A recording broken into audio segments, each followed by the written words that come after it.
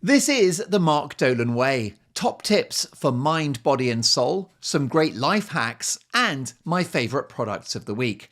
This show is available on all podcast platforms, or you can watch it. Just subscribe to the Mark Dolan Way on YouTube and join the Facebook group. Enjoy.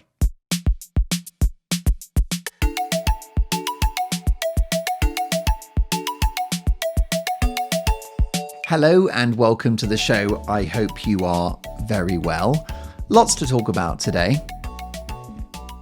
You can change now. We spend a lot of time sitting around, thinking about changing, wanting to change, wanting a better outcome. So wanting the relationship to be better, wanting more friends, wanting fewer friends, wanting to be thinner, wanting to be fatter, wanting to be more muscular, wanting to be richer, wanting to be poorer, wanting to be more productive, wanting to be less productive. Almost everybody wants something else that they are not, which is not unhealthy in many ways, because it is the human instinct to always improve yourself and want more than you've got. That's a survival instinct, because if we were, as a species, happy with a couple of potatoes, then we wouldn't have prevailed, would we? But it was always wanting to have more potatoes than your neighbor. It's unattractive, I know, but that's just the reality of life. So we all want stuff, and yet most of us don't get it. And why is that? And that is because we struggle with change. We're afraid of it, but we also can't do it. And I'm just going to remind you of that amazing thing that the US talk show host Dr. Phil said, of whom I'm a big fan. Dr. Phil said that the reasons for problems are incredibly complex, but that the solutions are very simple. So with this change business, you could just change now. All right. So if you're a late person, let's say you've been a late person for 30 years. Surely that's it. You're a late person. No, you can be not a late person now. Literally just bang. I'll just click my fingers. That's it. You're not a late person anymore. It's over. How good is that? You've been late for 30 years and you're just not late now. So I want you to have a think about what it is, some characteristics that you've got that you want to change. And maybe write down how many of those can be just changed immediately. Lots of people are late. That can be fixed straight away. It's the world's easiest thing to fix. And that's to do with making a decision. Everything is about a decision. If you want to lose weight, I'm not a doctor, but I can highly recommend low carb. In fact, I've got a confession for you. I was back on the biscuits. Last few weeks, I've been hoovering up biscuits. What I tend to do, which is really indulgent, is I tend to wake up in the middle of the night, like 4 or 5 in the morning. I go into the kitchen and I take whey protein, which I'm very keen on. There's a whole episode about it earlier in the series. It's a very natural, bioavailable source of protein. It's an excellent way to get your protein up. Protein is very important for the maintenance of muscle mass. And, whey protein is just an easy win because you have a couple of scoops of that. I mean, 3 full heaped scoops of whey protein. That'll give you 90 to 100 grams of protein. Well, that's pretty much a daily requirement. You could just do that in one smoothie. And I don't go for the posh ones, which are flavored and they've got other stuff in with added vitamins. You're just paying for that. Just go for the classic whey. 100% whey. Simple. It's not cheap, but the point is that protein's not cheap, and it's a lot cheaper than trying to eat loads of eggs or having steak. Now, don't get me wrong, the best way to get protein is through actual food, but whey protein, a tremendous sort of little tool, a hack, if you like. Anyway, I like it. I mix it with milk, and then I put some big ice cubes in, and it's just like this fabulous milkshake. And I've been eating biscuits whilst drinking the whey at 4 a.m. It's a really weird sort of midnight feast thing I've got going on, right? So I would have these all butter shortbreads, which, let me tell you, I've looked at the ingredients and they are 30% butter. So every biscuit, a third of it is just pure solid butter. Oh my God. And I've been eating 4 or 5 of those in one go. So that's naughty, isn't it? And I've been doing that for a few weeks. And I've noticed that I started to get a little overweight. I've started to get a little tummy. Now, look, lots of you will go, what do you want about? You're not overweight. You're not fat. I understand that. But we've all got our own we've all got our own expectations, don't we? And we've all got our own little elastic limit. And you know as well as I do, if you come back from a holiday or perhaps Christmas and those trousers or that dress feels a bit tighter than it did before the holiday, well, that's kind of where I'm at. Everything's a bit tighter, so I put on my shirt. It just feels tight, and sadly, I don't think it's bulging muscles. So I had to get back on that horse, and I've shaved down the carbohydrates again pretty aggressively to about below 50 a day, 50 grams. Yesterday, I had less than 20 grams of carbohydrate. I had no carbs, and I just had one gluten-free ciabatta roll, which was exactly 20 grams of carb, and that was all the carb I had in one day. So that was pretty good. Anyway, it's been a few days, and let me tell you that although I'm missing the biscuits, I feel better, and everything is less tight. So it is an amazing thing. Low carb is an amazing lever to pull, but if you're going to change your diet, I'm not a doctor, do consult your doctor. I've absolutely got to tell you that. But there you go. So, if you want to change, if you want to lose weight, like, oh, I'm a fat person, that's just my identity. No, you can be a not fat person. But what you do is you make a decision. Now, if it comes to not being late, that's instant, okay? That is instant. Not shouting at your loved ones, that's instant. If you make a decision, bang, let's say you're a shouty husband. Well, with a decision, just click my fingers, you're not a shouty husband anymore. It's gone. It's so bloody easy. What other things are instant? Let's say you're lazy at work. Well, I click my finger, you're not lazy anymore because you just make that decision. It's instant. There are so many things that you can change which are instant. How about I'm a procrastinator? That can be fixed straight away. Remember my golden 3 words. Do bad work, right? Don't worry about the high expectation that it's got to be great. Just start it. Get cracking. Do it badly and you'll find it's way better than you expected. And the other one is give it 3 seconds. If you don't fancy doing something, just give it 3 seconds. And once you've given it the 3 seconds, then you've broken through the barrier of needing to start. So it's absolutely amazing how change is available. This show is about putting you in the top 5%. 95% of people cannot change. 5% of people can. Look at Madonna's career. It's based on change.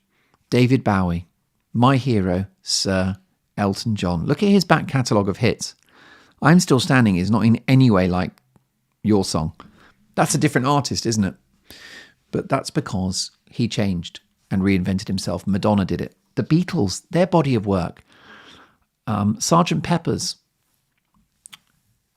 There is no comparison between that song and Love Me Do. Again, it's like a different band. But they changed. They embraced change. And I want you to do the same. It's probably the number one thing to do in your life is to change. And you will always be doing it and you will never stop changing because you always are trying to improve yourself and you're keeping alive. To change is to be living. And if you don't change, then you are treading water. You are just flat. If a shark is not moving forward, it's dying. And you're the same. You are the same. So have a think about that instant change, whatever it is that is your thing. I'm a nail biter. I've been a nail biter for 30 years. Bang. You make a decision. You're not a nail biter anymore.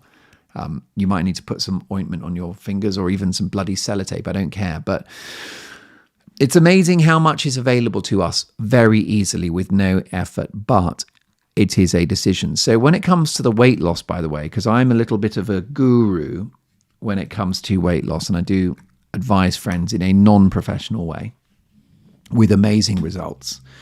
I normally tell them, I don't say, just start it now, start this afternoon. I normally ask them to have a date in their head. And so at the moment, we're in early November. So I might say to someone, okay, the 15th of November, I want you to go hard for 4 weeks. Got Christmas coming up. You're obviously going to enjoy your Christmas. So I want you from the 15th of November to the 20th of December. So that's almost 5 weeks. I want you to get those carbs down to 20 grams or below a day.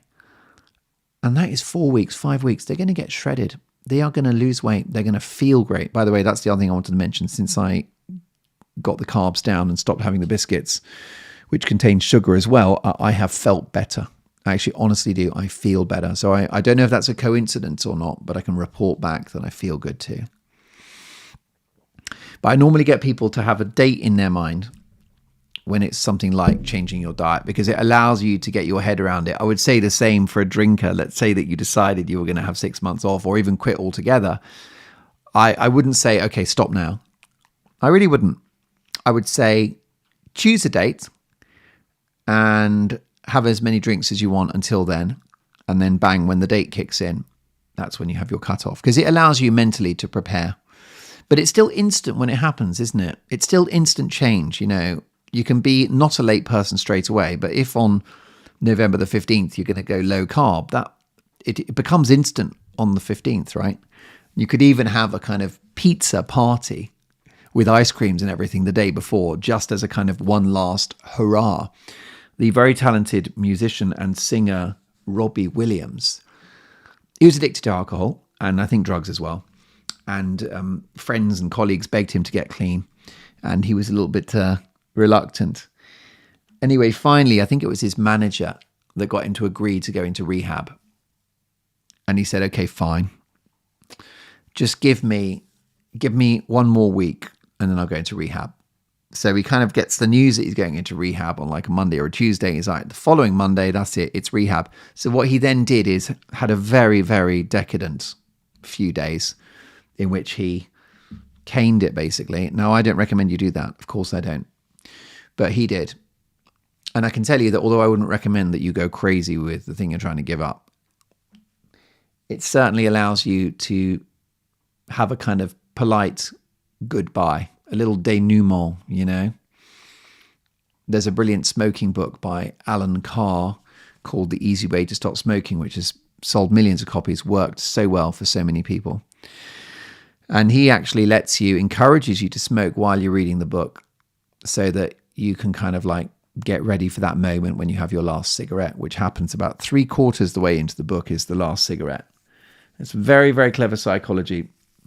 So work out a list of things that can instantly be changed and then have another list of things where you're going to put it in the diary. But it's amazing. Just embrace it. Be in the 5% that's good at changing. It will change your life. And by the way, once you've got that mechanism in place, change will be easier and you can use it in all different departments. Do you know what I mean? When I really strictly gave up sugar and gave up the carbohydrates, which I did, pretty religiously for a couple of years, that gave me a special muscle, which is the quitting things muscle, the ability to kind of completely recalibrate and give something up. I just feel like it's in my muscle memory now. And if you said to me, right, you have to give up coffee now, or you've got to give up alcohol, or you've got to give up this or that, I feel that the software is now there. So why don't you build up the change muscle yourself? Because your change muscles might be very small and very floppy. And when you start this, if you have one little thing, which is I'm a late person and bang, I'm not late anymore, that will give you very great confidence and it will make you realize that there's lots of other things you can change too. You are the scriptwriter of your own movie. You're in charge. You are Steven Spielberg and you are the film. So isn't that exciting? So get yourself back in the driving seat. And what is the manifestation of that? Every other self-help book, so many of them, they give you this abstract stuff about be positive and yada, yada. It's all great, right? But what is, the Mark Dolan way gives you a tangible piece of information, and that is change. So today I want you to write down 3 things that you can change today. And 1 or 2 of them may be instant. And if so, I want you to click your finger and then bang. And then 1 or 2 others, they might need to go in the diary for when you're going to change. You up for that? Like, I'm a messy person. Let's say I'm untidy. That can be changed instantly. That doesn't have to go in the diary. I'm badly dressed. That can be fixed straight away. Maybe you need to go shopping, but maybe you just need to get your clothes and iron them and get them in order. And do you know what's amazing about it? If you change, it will really surprise people. And you will get such a great response. Especially, let's say you're late and then you turn up early for a meeting or a social engagement. People are like, wow, Steve, you're early. What's going on? And you'll get amazing feedback straight away. A good example of that is that years ago, I used to work on the radio. And I used to go into a shop on the way and I would buy something. Oh, yeah, it was newspapers. It was in the old days when you had to buy newspapers. And so I'd go in and I'd buy 2 or 3 newspapers. Now, because my job was to talk about the news, then those newspapers were tax deductible. But so many times I went into the newsagent and asked for a receipt, and they went, oh, sorry, the till is not producing receipts. And then they said, oh, we'll do a receipt next time. But for some reason, they just weren't very good at giving me a receipt. And I remember I'd be going into work and I'm like half asleep. I'm a bit tired. I'm maybe stressed about the show. This is not a hill to die on. It's like, fine, you don't have a receipt. It's not the end of the world. And I just accepted that these people were not very good at giving me a receipt. I just accepted it. It was a convenient location. I shouldn't have accepted it. I should have made sure I got a receipt, but somehow they just weren't. They weren't very they weren't very geared up for a receipt. So no problem. And then one day, the same guy, lovely newsagent, I go in, I buy my newspapers, and then he proudly, with a big winning smile, presents me with a receipt and goes, and here's your receipt. Well, it's like I'd won the lottery, because somehow he'd noticed that I needed a receipt, that I wasn't delighted that he wasn't able to give me one.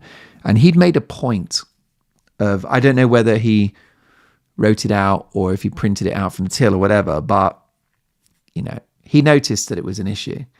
And what he did is he changed, didn't he? He went from being somebody that's useless at doing receipts to, I'll be good at giving receipts. Anyway, after that, I got a receipt every day. And this guy, and it was so gratifying to see that he acknowledged this issue and he fixed it. And he's now a guy that's great at doing receipts. So he changed it instantly like this. Shall I give you a click of the finger? Absolutely instant. Love it. So change now. I know I've gone on about this and I've said the same thing several times, but there's 2 things. First of all, the very, very best self-help books are very repetitive. And that's because what I'm doing, and I shouldn't really reveal my magical techniques, but repetition is a bit like hypnosis, and it's a really good way of getting it into your lovely, beautiful brains. And it's the same for me when I read these books and when I listen to podcasts and listen to audiobooks. A lot of the self-help ones are quite repetitive, and they kind of have to be just to drum that message in so it really sits in your head. Anyway, but having said that, I think that's enough on change now. But are you as excited as I am about the possibilities that lie ahead for you? The person you could be instantly, or by putting a date in the diary. Isn't that just the most spectacular thing? I'm not somebody that goes running. Right? I'm just not a runner. And then bang, go running, and you're a runner. And you become a runner, and you got running shoes and lycra, and you're not a runner, and now you're a runner. A big part of this is that we struggle with change because we get labeled, and it starts in childhood. It's a terrible, terrible thing. And your parents, they don't mean bad by it, but it's very unhelpful. Which is, your mum will say, let's say there's 2 kids, there's Bobby and there's Rebecca, and they go, Bobby's sporty, Rebecca's musical. Nonsense. I mean, yes, Rebecca's musical, and yes, maybe Bobby is sporty, but Bobby might turn out to be the musical genius, and the other one, what did I call her, Rebecca, will be sporty. It's terrible. It's a real habit that parents label the kids. So I try not to label my kids. And definitely don't compare them either. And proof of that is a very good comedian friend of mine who's very talented and very successful. He is Irish, big family, and he was the only unfunny member of the family. He was the not funny one. He became the top comedian. So don't worry about these labels. So you get labeled by your family. You get labeled by your friends quite often. It's human nature to pigeonhole people. So Tom Cruise would probably like to do some serious drama, but he's always given an action role. He's been pigeonholed. Some actors get stuck with comedy. They want to do drama. Some actors do drama. They want to do comedy. And it's just very annoying. And it's human nature. So what you can do is you can push back on that and you can define yourself and you can go, well, I know you think I'm this, but through action and through tangible change, you can then become the other thing. So Arnold Schwarzenegger, you know, he's on my mind at the moment, really enjoying his book, Be Useful. Every time he changed his career, he was told this is a bad idea and it won't work. So when he wanted to become an actor in action movies, he was told, no, you're a weightlifter. What do you call them? You're a bodybuilder. Bodybuilders aren't actors. And he's like, well, I'm going to act. And he gets acting classes and he auditions for roles and he becomes an actor. So he changed. He shifted direction. Then as an action actor, an actor in action movies, he then decided that he would become a comedy actor. So he did Kindergarten Cop and Twins. And they said, well, you can't do comedy. You're an action actor. He's like, no, I'll do comedy. And he got a little team together and they Twins was the first one. It was a monster hit. And he was told that your accent is too German or Austrian. People can't understand you. You'll never be a big star with an Austrian accent. Anyway, he just disproved them. Right. And then he's like, I'm going to go into politics. They're like, what? No, you're an actor. Same with Ronald Reagan. Ronald Reagan was an actor who became president. And he faced similar pushback. Is that an actor can't be president? Well, it turns out, yes, they can. So change. You define yourself and you decide who you are and what you are, not somebody else, okay? So I want you to let me know, write down who you want to be, what you want to be, which is an on-time person, thinner, faster, funnier, whatever it is. And then you click the finger, it goes in the diary, or you instantly change and job done. You can write down the description of the new you, right? Take the adjectives you don't want, lazy, sleepy, late, temperamental, whatever it is, and replace it with on time, reliable, friendly, Job done. Speaking of which, a big one for me, which I need to get back to because I'm so naughty, is messages and emails, right? If you get messages, you get emails. I know about you, I'm one of those people, someone sends me an email and I want to reply properly. And because I want to reply properly, that means I never reply because who's got time to send a long email? So a big thing, and it's the same with text, Stephanie wants to know if I'm free next Wednesday. I'm a bit busy at the moment to answer and I want to give her a long answer. It's like, no, don't do that. So something I'm going to work on. I have to say that I'm not good at this, but this podcast is about you being better and it's about me being better too. And my big challenge is to reply instantly. And I do it more and it's very satisfactory for people. So if I get a text, I can just say, hi, thanks for your message. Can't reply now, but I'll let you know, or something like that. So just a response. Sometimes I'll send an email and I'll say, oh, thanks for this. Yeah, I'll look at this shortly. If you don't hear back from me, please give me a nudge. And so it's very satisfying for people to receive an instant reply, even if it is not the full answer that they've asked for, but you've acknowledged their message, you've got back to them. It implies that you're on it. It implies that you're reliable and that you can be trusted. A big theme of a previous show from a few weeks ago is that everything in life is messaging. So I don't just mean literal messaging like, hi, Steve, how are you? I mean that all of your actions send a message. So if you're at a dinner party and you're sitting next to, you've got two people, if you've got your back to one person and you're focused on the other person, your back is, the messaging there is that the other person is not valued, you're not interested in them, you're basically rejecting them or insulting them. Sometimes I find that happens. I'll be at a party and I've focus on one person, the other person's frozen out, and I'll just change my body language. I'll open my body up so that I'm still talking to the person I was talking to, but I've physically, through body language, included the other person, because then it's like, well, I'm talking to Stephanie, but Sandra is welcome to be part of this. You could even bring Sandra in. Do you know what I mean? Sort of hand on the shoulder or whatever it is, just some gesture or occasional glance to Sandra, just so, quick camera shot, camera 3, quick shot of Sandra, so she knows that she's part of this. Everything is messaging. So let's say you turn up to work and you're badly dressed. The message is, I don't value myself and I don't value this job. I don't value my colleagues. You turn up late for social engagement. The message is that you don't value those people, that's, they're not important enough to be on time for. Now, I know you don't think that, but that is the messaging. So everything is messaging. Going through a Jerry Seinfeld stage at the moment. Great comedian and a great philosopher, a great thinker.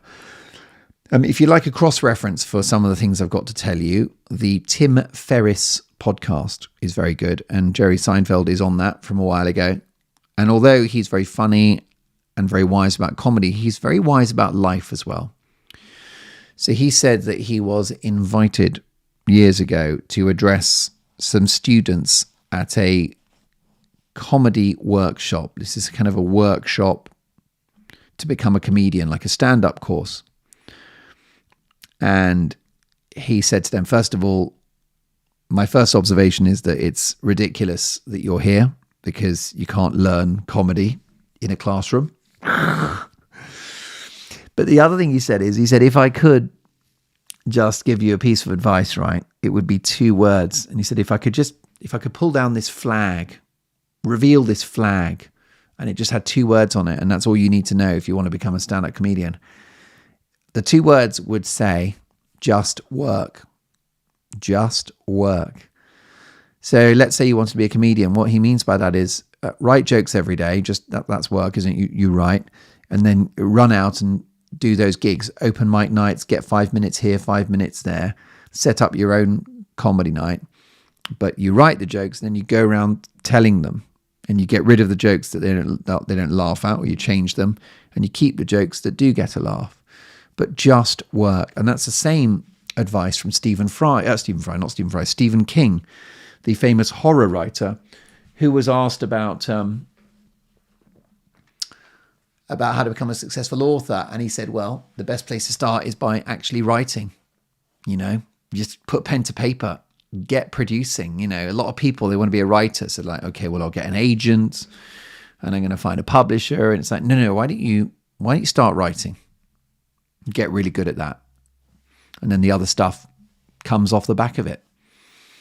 And I think that's very good advice. People say to me they want to get into broadcasting, which is the area, the field in which I work. And I would say, obviously, send your CV off and apply and stuff like that. But why don't you just simply begin broadcasting? You have a smartphone, most likely. Hopefully you've got internet access. We have social media platforms. You've got YouTube. You've got TikTok and Instagram and X, formerly known as Twitter. The means of production are there. Start producing. And it's amazing how many people, did that, like podcasts. Joe Rogan is an absolute legend, and I'm a huge fan of his work. I consider him to be a very important figure in society, if I'm honest with you, because he debates things that are not debated elsewhere. And I think he's courageous and authentic and entertaining and a very curious and highly intelligent man. I'm a big fan of Mr. Joe Rogan, and take nothing away from the man, but one of the reasons why he's successful is that he just started that podcast ages ago. He stuck with it. He did at least 1 a week, sometimes 2 or 3 a week, and he just kept going with it. And people said to him, why are you doing this? You're not making money, and you get a few hundred downloads. What the hell? But he committed to it. And so he did the work. It's like the Jerry Seinfeld thing, just work. And he just produced it. And now, well, he's really the most high-profile broadcaster in the world. Because that's what you are if you have a podcast. You're broadcasting, and you don't need a network. There are no gatekeepers anymore. But whatever it is you want to do, let's say you want to be an artist. Let's say You want to do better in your actual career, your workplace or whatever, but how much of your day are you actually doing work? Let's say your career is going nowhere or you want a promotion. Are you giving it your all? Are you really delivering value? How much of your day is spent on the internet Googling stuff or walking to the kitchen or this or that? So focus on that, real effort to the point where when you finish work at the end of the day, whatever it is that you're doing, it's like in the gym where you reach fatigue, right? My favorite kind of training in the gym is when, let's say you're on a leg press and there comes a point you just can't move the stack anymore. The muscles are just spent. You want to do that every day in whatever field of endeavor that you're working in. The other great one from Jerry Seinfeld is survival is success. So he talked about some comedians who are not famous, they're not rich, but they're 60 and they're still on stage somewhere. He's like, they're smashing it because they've succeeded. They've survived, therefore they've succeeded. So survival is a big thing. Anyone in business will tell you that. You get recessions, you get bankruptcies, and it's really, really important to understand that, yes, you have good years and bad years, but if you can keep trading, keep the shirt on your back. Like farmers. Farmers are a good metaphor, aren't they? They have good harvests and bad harvests. But if they can keep the farm and keep a roof over their heads, they've won. And yes, they'll have like bumper years and they'll have bad years. What do they say? Make hay while the sun shines. That's a really good one, isn't it? Let's be honest. And that is true, by the way. When you're hot, when things are moving for you professionally, that's when you should do loads of work and grab the opportunities and squirrel that money away as well. Pay down your debts and just really use that resource, because then there could be harder times ahead. And the other one that's really good from Seinfeld is, if you tried, it's a win. So he talks about, and by the way, when I talk about comedy, this is just an example, right? This works for any endeavor.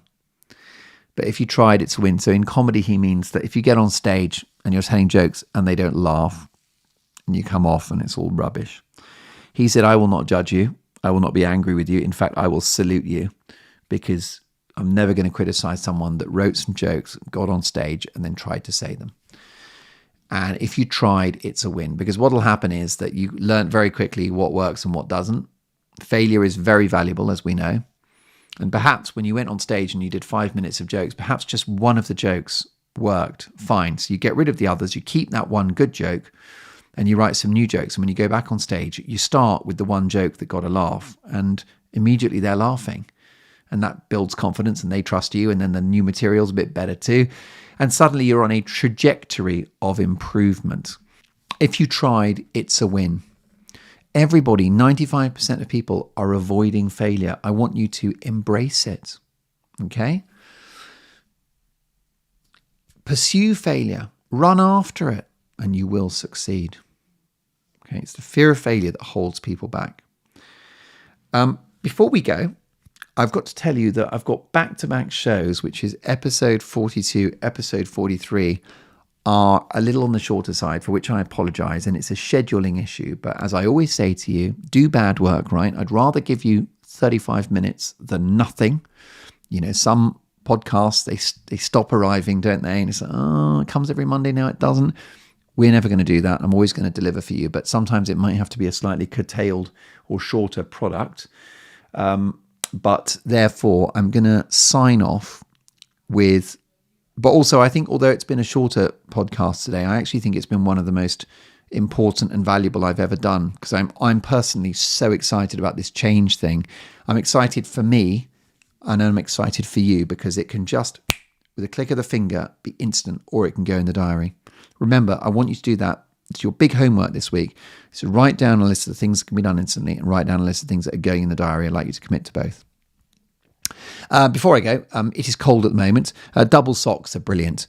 So what you can do is you can have 2 pairs of cotton socks, and it's more than doubly warm. And by the way, let me remind you that, and this is so exciting, one of the earliest podcasts, I invented the double puffer. That's 2 puffer jackets, one on top of the other, which is so nice for the winter. Well, I've gone up a level this winter. I've gone for the triple puffer. I've gone for 3. 1, 2, 3. Hashtag triple puffer. It's even better. I'm absolutely buzzing about that as well. The other thing, so you've got the double socks is very nice. 2 jumpers if you're cold. You can have a thinner jumper and a thicker jumper on top. I know it's obvious, but it's brilliant. A lot of obvious things are good. And then the other thing I can recommend, if you can, if your budget allows, could you go and get yourself some hiking boots? Very few people own hiking boots. They think it's for hiking. It isn't. Hiking boots look great in the city. They can be very cheap. You go online, Google, find yourself some hiking boots with lovely chunky soles. I've got ones that kind of the lace-up ones. That they probably go about 20 centimeters up my leg. And hiking boots are great. The posh ones are Sorel, Sorell, which I like. I've just seen, they're about 180 quid, which is ridiculous. I would never pay that, but I've seen some online this week, which are 110. They're reduced. And I promise you, you'll live in them in the winter. Your feet are never cold. I got given a pair of those for free when I did Channel 4's The Jump, which is a winter sports entertainment show. But they have started to leak. So I need to replace them. I'm thinking of doing that this winter because I know that I'll get another 5, 6, 7 years out of them. They look great with a pair of jeans because you've got the big chunky boots, then you've got your jeans, especially skinny jeans. It's a lovely contrast and you'll be so comfortable all winter. I actually sometimes go running in hiking boots because they're very stable in the winter. If it's icy, if it's slippery, not bad at all. If you think you can't run in boots, well, ask the military. They run in boots all the time. And my podiatrist friend said actually hard shoes like boots are probably better than overly soft sneakers when it comes to running. So don't be afraid of the hard shoe. But I wouldn't go running in Sorels because they're kind of like these loose, sort of rather vague. It's a very vague fit. You know, they're sort of comfortable and fluffy and woolly. When I say go running in hiking boots, I mean those proper, rather professional hiking type boots. That's the ones I run in. But anyway, see if you can go to a charity shop or whatever, get online. I mean, you can find hiking boots for as little as £25 and they'll be absolutely fine. I promise you they'll be fine. They'll be made in a factory. And okay, the materials, there might be a lot of nylon rather than leather. It's not a problem at all. You could get some in fact, you can get some of those. Have you seen those hiking boots, which is more or less rubber right up until the foot bit, and then you have like the fabric going up from halfway up? They're great. They're great. You can get those very cheaply. You can get them in markets and everything. But may I urge you to become a hiking boots person? You're not someone that wears hiking boots. You can become that person just like that. Hiking boots. Do it. You won't regret it. I've really enjoyed your company today. Plenty more to come in the next episode. Lots of love. Go and have a great week and work out the things that can be changed instantly and the things that can go into the diary. And those instant things, just do it. You were a late person. Now you're not. It's that easy. Bye-bye.